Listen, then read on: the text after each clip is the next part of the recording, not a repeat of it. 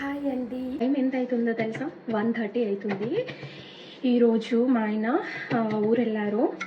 ఇంకా చూడండి, ఆయిర తల్లికి ఈరోజు స్కూల్లో సెలబ్రేషన్, బతుకమ్మ సెలబ్రేషన్స్ అంట.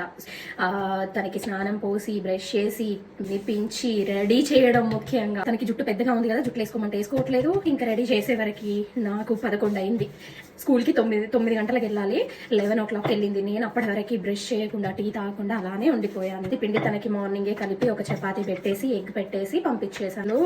స్కూల్కి వెళ్తే పని తగ్గుతుంది, మంచిగా ప్రశాంతంగా ఉండొచ్చు, వర్క్ చేసుకోవచ్చు అని అనుకున్నా. కానీ తను ఇంట్లో ఉన్నప్పుడన్నా నాకు ఆఫీస్ వర్క్ మంచిగా అయ్యేది. ఇప్పుడు స్కూల్కి పంపించాలంటే ఏడుపు వస్తుందండి.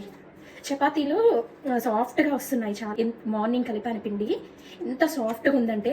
నేను ఆల్వేస్ మడత చపాతీనే చేస్తాను, మీకు తెలుసు కదా. సో అది ఒకసారి మీరు ఇంట్రెస్ట్ ఉంటే వీడియో చెక్ చేయండి, నేను అప్లోడ్ చేస్తాను. అండ్ ఆలూ కర్రీ చేశాను, త్వరగా అయిపోతుందని చెప్పి. వీడియోస్ చూస్తున్నారు కానీ సబ్స్క్రైబ్ మాత్రం ఎవరు చేసుకోవట్లేదండి. ఒకవేళ వీడియోస్ నచ్చితే ప్లీజ్ ఎంకరేజ్ చేయండి కదా. ఇంట్లో ఖాళీగా ఉన్న వాళ్ళకి కూడా అసలు పని తీరదండి. హౌస్ వైఫ్స్ అంటే ఎప్పటికీ 24/7 ఏదో ఒక పని ఉంటూనే ఉంటుంది. నాకేమనిపిస్తుంది అంటే, అబ్బా ఇంట్లో ఖాళీగా ఉంటే బాగుండు, ఏ జాబ్ లేకుండా కాసేపైనా రెస్ట్ తీసుకోవడానికి టైం ఉంటుంది అని నేను ఫీల్ అవుతుంది. హౌస్ వైఫ్స్ జాబ్ ఏం లేకుండా ఉన్న వాళ్ళకేమో అబ్బా జాబ్ చేస్తే బాగుండు అని అనిపిస్తుంది. నాకు జాబ్ లేదని అనుకుంటారు. ఇలా ఉంటే అలా, అలా ఉంటే ఇలా.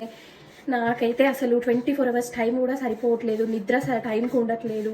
ఫుడ్ సరిగా టైంకి తినలేకపోతున్నాను. హెల్త్ ఇష్యూస్ వస్తున్నాయి. వామ్మో, ఇంకా ఒక్క పిల్లకే ఇంతగా ఉంటే 2-3 ఉన్న వాళ్ళు అసలు ఎలా మేనేజ్ చేస్తారో అనిపిస్తుంది నాకు. ఖాళీగా ఉన్న టైంలో కూడా పడుకోవడం నాకు అలవాట్లేదండి. ఎప్పుడు పని చేసుకుంటూనే ఉంటా ఏదో ఒకటి. నాకు బిజీగా ఉండడమే ఇష్టము. తల్లికి మార్నింగే బ్రేక్ఫాస్ట్లోకి చపాతీ పిండి కలిపి పెట్టాను కదా, అదొక చపాతీ తినిపించి ఒక ఎగ్ తినిపించి, మళ్ళీ లంచ్ అయ్యేలోపు స్నాక్స్ టైం ఒకటి ఉంటుంది, అది కూడా దానికి కూడా ఒక చపాతీ పెట్టేసి ఇంకా పంపించేశాను.